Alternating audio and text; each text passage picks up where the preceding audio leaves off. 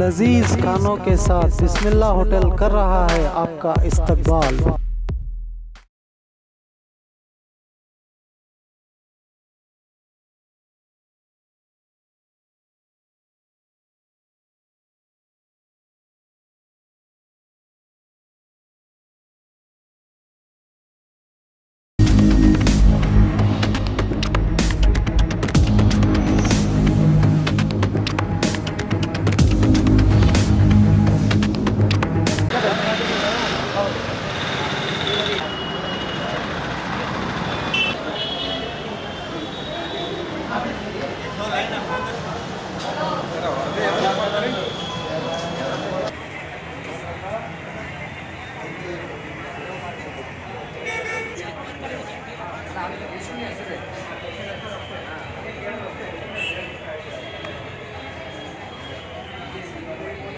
तारीखी शहर बीजापुर के महानगर पालिका जन्म और मरण जहां से दाखिला निकलता है वहां पर हम ठहरे हुए हैं। जैसे ही NRC और CAA कानून के तहत लोग यहां पर लाइन में लगे हुए हैं अपने जन्म दाखिले के लिए।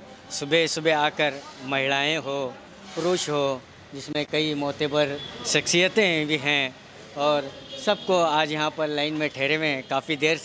काफ़ी देर से आप लाइन में ठहरे हैं। क्या आप क्या कर रहे हैं यहाँ पर, क्या कर रहे हैं? जी शुक्रिया, आपने बी न्यूज़ के ज़रिए से आवाम की तकलीफ़ को यहाँ पर अपने कैमरे के ज़रिए उजागर करने की कोशिश की है, उसके लिए हम शुक्रिया अदा करते हैं। पैदा यहाँ हुए तो मरेंगे भी हम यहीं, पैदा हुए यहाँ तो मरेंगे भी हम यहीं, जाएंगे छोड़ कर ये ज़मीं तेरी भूल है।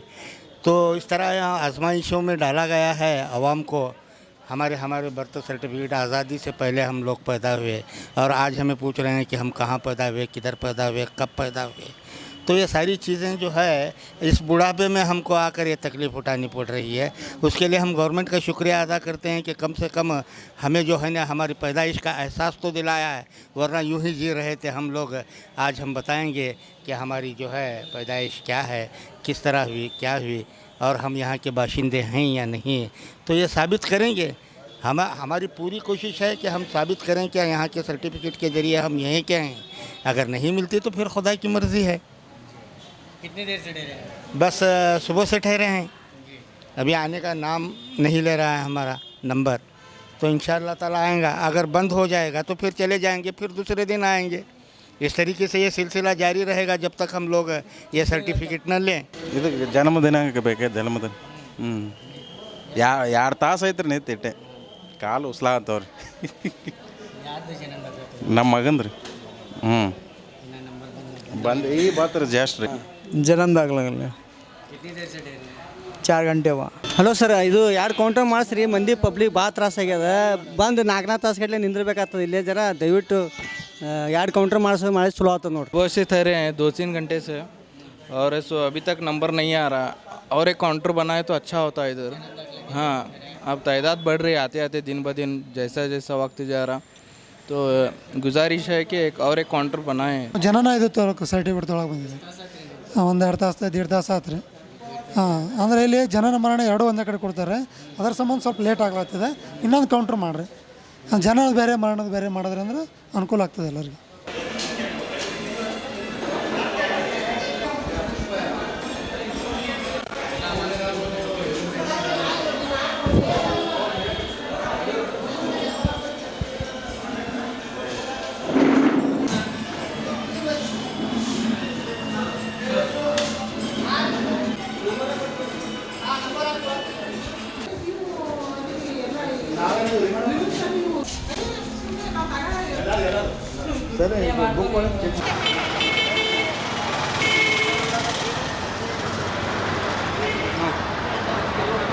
ಸರ್, ನಮ್ಮ ಮಹಾನಗರ ಪಾಲಿಕೆ ವಿಜಯಪುರದಲ್ಲಿ ಜನನ್ಮನ್ ಉತ್ತಾರ ಸಲುವಾಗಿ ಪ್ರತಿನಿತ್ಯ ಬರ್ತಕ್ಕಂಥ ಸಾರ್ವಜನಿಕರು ನಾವು ನಿಗದಿತ ಅವಧಿ ಒಳಗೆ ನಾವು ಉತ್ತಾರವನ್ನು ಪೂರೈಸ್ತಾ ಇದ್ದೀವಿ ರೀ.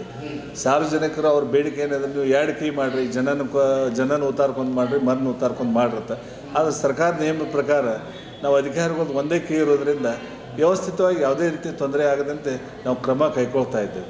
2 ಕೀ ಹತ್ರ ಮಾಡಲಿಕ್ಕೆ ಬರೋದಿಲ್ಲ, ಅವಕಾಶ ಇರೋದಿಲ್ಲ. ಒಂದೇ ಕೀಯಲ್ಲಿ ಸಾರ್ವಜನಿಕರಿಗೆ ಸಾಲಾಗಿ ನಿಂತು ಕೊಡುವಂಥ ವ್ಯವಸ್ಥೆ ನಾವು ಮಾಡ್ತಾ ಇದ್ದೀವಿ. ಯಾವುದೇ ರೀತಿ ಸಾರ್ವಜನಿಕ ತೊಂದರೆ ಆಗದಂತೆ ನಾವು ನೋಡ್ಕೋತಾ ಇದ್ದೀವಿ ಸರ್. ಈಗ ದಿನಕ್ಕೆ ನೀವು ಎಷ್ಟು ಜನ್ಮ ದಾಖಲಾಗಿ ಮರಣ ದಾಖಲಾಗಿ ಎಷ್ಟು ಇಶ್ಯೂ ಮಾಡಾಕತ್ತೀವಿ ಸರ್?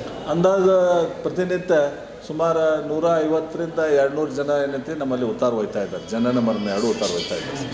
ಈಗ ಇದು CAA NRC ಏನಿದು ಇದು ಆಗೈತಿ, ಅದರ ಆದಮೇಲೆ ಈಗ ಇದು ಕ್ವಾಂಟಿಟಿ ಹೆಚ್ಚಾಗೈತಿ ಅಷ್ಟು ಭಾಳ ಪ್ರಮಾಣದಲ್ಲಿ ಹೆಚ್ಚಾಗಿಲ್ಲ ರೀ, ಸ್ವಲ್ಪ ಹೆಚ್ಚಾಗಿದೆ ರೀ, ಹೆಚ್ಚಿನ ಪ್ರಮಾಣದಲ್ಲಿ ಏನಿಲ್ಲ. ಈಗ ಮತ್ತೊಂದು ವಿಷಯ ಸರ್, 1935 ಏನು ಜನ್ಮದಿನ ಇಷ್ಟೇ ಅವ್ರು ಹ್ಯಾಂಗೆ ಪ್ರೊಸೆಸ್ ಮಾಡಬೇಕು ಸರ್?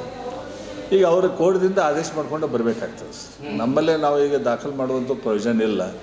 ಒಂದು ವರ್ಷದ ಒಳಗಡೆ ಇದ್ದರೆ ಜನನ ಮರಣ ದಾಖಲು ಮಾಡ್ಬೋದು, ದಂಡ ತೊಗೊಂಡು ಮಾಡ್ಕೊಳ್ಳೋ ಅವಕಾಶ ಇದೆ ರೀ ನಿಯಮದ ಪ್ರಕಾರ. 1 ವರ್ಷ ಮೇಲ್ಪಟ್ಟೆ ಇತ್ತಂದ್ರೆ ಅಲಭ್ಯ ಪ್ರಮಾಣ ಪತ್ರ ತೊಗೊಂಡು ಹೋಗಿ ಬಿಜಾಪುರದಲ್ಲಿ ಜನನ ಮತ್ತು ಮರಣ ಆಗಿದ್ದರೆ ಮಾತ್ರ ಅಂಥವಕ್ಕೆ ನಾವು ಮಹಾನಗರ ಪಾಲಿಕೆಯಿಂದ ಅಲಭ್ಯ ಪ್ರಮಾಣ ಪತ್ರ ಪಡೆದುಕೊಂಡು ನ್ಯಾಯಾಲಯದಿಂದ ಆದೇಶ ಪಡೆದು ನಾವು ನೋಂದಣಿ ಮಾಡಿಕೊಂಡು ಅವರು ಕೊಡ್ತಾ ಇದ್ದೀವಿ. ಪ್ರಮಾಣ ಪತ್ರ ನಿಮ್ಮ ಕಡೆಯಿಂದ ತಗೋಬೇಕು. ಹೌದು, ಅದು ಏನು ಪ್ರೋಸೆಸ್ ಐತೆ? ಪ್ರೋಸೆಸ್ ಅಂದರೆ ಅವರು ನಮ್ಮಲ್ಲೇ ಬಿಜಾಪುರದಲ್ಲಿ ಪ್ರಾಪರ್ ಮರಣ ಆಗಿತ್ತಂದ್ರೆ ಅವರ ಮರಣ ಆದ ಬಗ್ಗೆ ಇಲ್ಲಿ ಹಾಸ್ಪಿಟಲ್ದಾಗಿದ್ರೆ ಅಲ್ಲಿದೆ ಅಂತ ಪ್ರಮಾಣ ಪತ್ರ ತೊಗೋಬೇಕು. ಇಲ್ಲ ನಗರದಲ್ಲಿ ಅವರ ಓಣಿ ಒಳಗೆ ಪಂಚರ್ದು ಆಗಿತ್ತಂದ್ರೆ ಅಲ್ಲಿ ಪಂಚರ್ದು ನಾವು ಪಂಚನಾಮ ಪತ್ರ ತೊಗೋತೀವಿ. ಇಲ್ಲ ಆದರೆ ಪೊಲೀಸ್ ಸ್ಟೇಷನ್ನಿಂದ FIR ಮಾಡಿಕೊಂಡು ಪೊಲೀಸ್ ಸ್ಟೇಷನ್ನಿಂದ ಎನ್ಕ್ವೈರಿ ಮಾಡಿ ಆ ರಿಪೋರ್ಟ್ ಸಲ್ಲಿಸಬೇಕು. ಆ ನಂತರ ನಾವಂತೆ ಅಲಭ್ಯ ಪ್ರಮಾಣ ಪತ್ರನ ಕೊಡುವ ಅವಕಾಶ ಅದ ರೀ. ಅಲಭ್ಯ ಪ್ರಮಾಣ ಪತ್ರ ಪಡೆದು ಗೌರವಾನ್ವಿತ ನ್ಯಾಯಾಲಯದಲ್ಲಿ ಅಲ್ಲಿ ಸಲ್ಲಿಸಿ ಅಲ್ಲಿಂದ ಆದೇಶ ಆದ ನಂತರ ನಾವು ನೋಂದಣಿ ಮಾಡಿಕೊಂಡು ಅವರಿಗೆ ಪ್ರಮಾಣ ಪತ್ರ ಜನನ ಪ್ರಮಾಣ ಪತ್ರ ಇತ್ತಂದ್ರೆ ಇಲ್ಲಿ ನಮ್ಮಲ್ಲಿ ಲೋಕಲ್ ಹಾಸ್ಪಿಟಲ್ದಲ್ಲಿ ಆಗಿತ್ತಂದ್ರೆ ಅಲ್ಲಿ ಹಾಸ್ಪಿಟಲ್ದಿಂದ ವರದಿ ಪಡಿಬೇಕು. ಮತ್ತು ತಂದೆ ತಾಯಿದೆ ಅಂತ ಆಧಾರ್ ಕಾರ್ಡ್ ಬೇಕು ರೀ. ಅದು ಎಲ್ಲ ಸರ್ಟಿಫಿಕೇಟ್ ಕೊಟ್ಟ ನಂತರ ನಾವು ಅಲಭ್ಯ ಪ್ರಮಾಣ ಪತ್ರ ಕೊಡ್ತೀವಿ ರೀ. ಮನೆ ಒಳಗೆ ಆಗಿತ್ತಂದ್ರೆ ಮನೆ ಒಳಗೆ ಆದ ಬಗ್ಗೆ ಖಚಿತ ನಾವು ಪಂಚನಾಮ ಮಾಡ್ತೀವಿ. ಪಂಚನಾಮ ಮಾಡಿಕೊಂಡು ಆ ವರದಿ ಮ್ಯಾಗ ಏನು ಮುಂದೆ ಅವ್ರ ತಂದೆ ತಾಯಿದು ಪಂಚರ್ದು ಸರ್ಟಿಫಿಕೇಟ್ ತೊಗೊಂಡು ಅಲಭ್ಯ ಪ್ರಮಾಣ ಪತ್ರ ಕೊಡ್ತೀವಿ. ಇದು ಪ್ರೊಸೆಸ್ ಇದು ಜನನದ ಏನಂದರೆ ಇನ್ನೊಂದು ಅವ್ರ ಸ್ಕೂಲ್ LCನೂ ನೋಡ್ತೀವಿ ನಾವು. ಕಂಪಲ್ಸರಿ ಅಂತ ಸ್ಕೂಲ್ LC ಬೇಕು. ಜನನ ಪ್ರಪತ್ರ ನಾವು ಅಲಭ್ಯ ಪ್ರಮಾಣ ಪತ್ರ ಕೊಡಬೇಕಾತಂದ್ರೆ ಸ್ಕೂಲ್ LC ಸಿಗ್ತದೆ. ಆ ಒಂದು ಆಧಾರ ಮ್ಯಾಗೂ ನಾವು ಕೊಡ್ತೀವಿ ರೀ. ಇವೆಲ್ಲ ಡಾಕ್ಯುಮೆಂಟ್ಸ್ ತೊಗೊಂಡು ಎನ್ಕ್ವೈರಿ ಮಾಡಿ ಇದ್ರ ಮ್ಯಾಗ ನಾವು ಕೊಡ್ತೀವಿ. ಅನ್ಎಜುಕೇಟೆಡ್ ಇತ್ತಂದ್ರೆ ನಾವು ಪಂಚನಾಮ ಮಾಡ್ತೀವಿ. ಪಂಚನಾಮ ಮಾಡಿ ಅಲ್ಲಿ ಪ್ರಮುಖರ ವಾರ್ಡಿನ ಸದಸ್ಯರಾಯ್ತು, ಅಲ್ಲಿ ಓಣಿ ಒಳಗೆ ಆಜು ಬಾಜು ಮನೆಯವ್ರಿಗೆ ಆಯ್ತು ಎನ್ಕ್ವೈರಿ ಮಾಡಿ ನಮಗೆ ಕನ್ಫರ್ಮ್ ಆಗಿತ್ತಂದ್ರೆ ನಾವು ಇಶ್ಯೂ ಮಾಡ್ತೀವಿ. ಇಲ್ಲದೆ ಇದ್ರೆ ನಾವು ಕೊಡೋಂಗಿಲ್ಲ, ರಿಜೆಕ್ಟ್ ಮಾಡ್ತೀವಿ. ಇದು ಪ್ರೊಸೆಸ್ ಎಷ್ಟು ದಿನ? ಮಿನಿಮಮ್ ನಾವು 30 ಡೇಸ್ ತೊಗೋತೀವಿ. ಕನಿಷ್ಠ ಅಂದ್ರೆ 30 ಡೇಸ್ ಬೇಕು. ನಾವು ಈ ರಿಕಾರ್ಡ್ಸ್ ನನಗೂ ಜನನ ಅಲಭ್ಯ ಪ್ರಮಾಣ ಪತ್ರ ಅವ್ರ ಸ್ಕೂಲ್ ಸರ್ಟಿಫಿಕೇಟ್ ಇತ್ತಂದ್ರೆ ನಾವು ಬೇಗನೆ ಇಶ್ಯೂ ಮಾಡ್ತೀವಿ. ಇದನ್ನೇ ವೀಕ ಕೊಡ್ತೀವಿ ರೀ. ಅಕಸ್ಮಾತ್ ಅವ್ರು ಡಾಕ್ಯುಮೆಂಟ್ಸೂ ಇರಲ್ಲ, ನಾನು ಶಾಲೆನೇ ಕಲ್ತಲ್ಲ ಏನೂ ಇಲ್ಲ ಅಂದರೆ ನಾವು 30 ಡೇಸ್ ಅಂದರೆ ಕಂಪಲ್ಸರಿ ನಾವು ಡೇಸ್ ಬೇಕು ನಮಗೆ.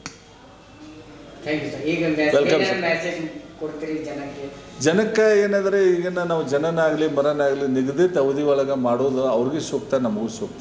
ಇಲ್ಲದ ವಿಳಂಬ ಅವ್ರಿಗೆ ಆಗ್ತದೆ, ನಮಗೆ ತೊಂದರೆ ಆಗೋದಿಲ್ಲ, ಅವ್ರಿಗೆ ವಿಳಂಬ ಆಗ್ತದೆ, ಅವ್ರಿಗೆ ತೊಂದರೆ ಆಗ್ತದೆ.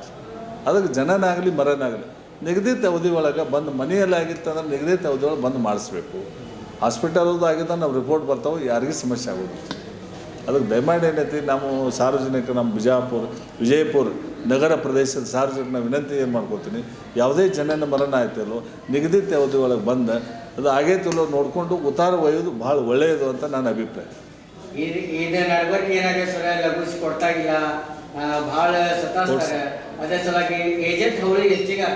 ಇಲ್ಲ ಸರ್, ನಮ್ಮಲ್ಲೇ ಏಜೆಂಟ್ ನಾವು ಆಸ್ಪತ್ರೆ ಕೊಡೋಂಗಿಲ್ಲ ಸರ್, ಕೊಟ್ಟಿಲ್ಲ.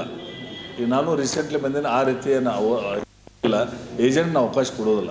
ಸಾರ್ವಜನಿಕನ ಮುಕ್ತವಾಗಿ ನಾವು ಹೇಳ್ತೀವಿ, ಇಲ್ಲಿ ಬರ್ರಿ, ನಿಮ್ಮ ಸಮಸ್ಯೆ ಏನಾಯಿತು ಬಂದು ಕೇಳ್ರಿ, ಏನಾದರೂ ಡಾಕ್ಯುಮೆಂಟ್ಸ್ ಬೇಕಾದ್ರೆ ನಾವು ಹೇಳ್ತೀವಿ, ಆ ಪ್ರಕಾರ ಕೊಟ್ಟರೆ ನಿಗದಿತ ಅವಧಿಯಲ್ಲಿ ನಾವು ಮಾಡಿಕೊಡ್ತೀವಿ. न्यूज नेशन के लेटेस्ट न्यूज़ों को अपने मोबाइल में देखने के लिए यूट्यूब में बी न्यूज नेशन के चैनल के सब्सक्राइब आइकॉन को दबाएं और फिर बेल आइकॉन को दबाने पर आप लेटेस्ट न्यूज़ों को देख सकते हैं। अस्सलाम वालेकुम, मेरा नाम इमरान है और मैं आज आपको बताने वाला हूं कि इंग्लिश बातचीत कैसे सीखी जा सकती है। और सबसे पहले आप ये समझ लें कि मेरे बारे में ये जान लें कि मैं इंग्लिश मीडियम से नहीं हूं। I am not from English medium but I can speak English now. So बहुत सारे लोगों को इंग्लिश बातचीत करना नहीं आता, जिसकी वजह से जो है बहुत सारे मुश्किलात का सामना करना पड़ता है। तो सबसे पहले हमारा एक प्रॉब्लम ये है कि हमें मीनिंग्स याद नहीं रहते, वोकैबुलरी हमारी वीक रहती हैं, तो जिसका इम्प्रूव करना बहुत ही ज़्यादा ज़रूरी है। मिसाल के तौर पर अगर मैं आपसे एक सवाल करता हूँ, मैं खा रहा हूँ या खा रही हूँ इंग्लिश में कैसे बोलेंगे, तो आपका जवाब होगा डेफिनेटली आई एम ईटिंग। ठीक है, तो अगर मैं आपको ये सवाल करता हूँ कि मैं निगल रहा हूँ या निगल रही हूँ कैसे आप बोल सकते हैं, तो बहुत सारे लोगों को यहाँ पे मुश्किल होती है क्योंकि निगलने का मीनिंग याद नहीं रहता। तो इसलिए वोकैबुलरी मतलब मीनिंग का जो है इम्प्रूव करना बहुत ही ज़्यादा ज़रूरी हो जाता है। और एक मिसाल है और एक एग्जांपल है, मैं तैर रहा हूँ कैसे बोलेंगे, तो आपका जवाब होगा आई एम स्विमिंग। अगर मैं आपसे ये पूछता हूँ कि मैं डूब रहा हूँ कैसे बोलेंगे, तो यहाँ पर बहुत सारे लोगों को मुश्किल होती है क्योंकि डूबने का मीनिंग नहीं मालूम है। तो सबसे पहले हमें चाहिए कि हमारा वोकैबुलरी इम्प्रूव करें, मीनिंग हमारा इम्प्रूव करें। तो जो है ये इम्प्रूव कैसे किया जा सकता है, मीनिंग को कैसे याद किया जा सकता है। इतनी बड़ी डिक्शनरी लेकर के हज़ारों पेज की जो है मीनिंग्स हम याद नहीं कर सकते, तो वो सारी चीज़ें जो है हमारी क्लास में आपको सिखाई जाएगी। और दूसरा प्रॉब्लम ये है कि sentences depend on situation, sentences कैसे बनाए जाएँ। तो अगर आप ये सीख लेते हैं तो it's my challenge, you can speak English easily. तो कैसे, अभी यहाँ पे देखिए अलग अलग जुमले होते हैं, उसका सीखना ज़रूरी है। मैं आता हूँ, आ रहा हूँ, आ सकता था, आना चाहिए था, आ चुका हूँ, आ चुका था। ऐसे बहुत सारे जुमले हैं जो हमें मालूम नहीं है। अगर हम वो जान ले सेंटेंसेस कैसे बना सकते हैं, तो जो है इंशाल्लाह बहुत ही जो है आसानी के साथ इंग्लिश बातचीत हम कर सकते हैं। तो अगर आप जो है हमारे साथ इंग्लिश बातचीत सीखना चाहते हैं तो ज़रूर जो है ज्वाइन कीजिए हमारी क्लास को और नीचे दिए गए नंबर पे कांटेक्ट कीजिए। तो इंशाल्लाह उम्मीद करता हूँ जो है आप ज़रूर इंग्लिश बातचीत सीखेंगे। Thank you, all the best.